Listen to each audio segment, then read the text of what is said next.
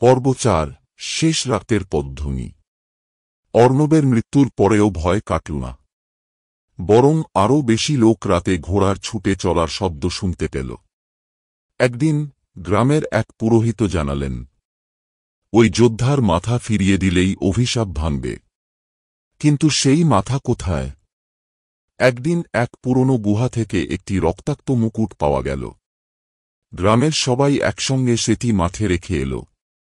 সেদিন রাতেই এক প্রচণ্ড ঝড় উঠল, আর ভেসে এলো সেই পরিচিত শব্দ, ধাপ ধাপ ধাপ।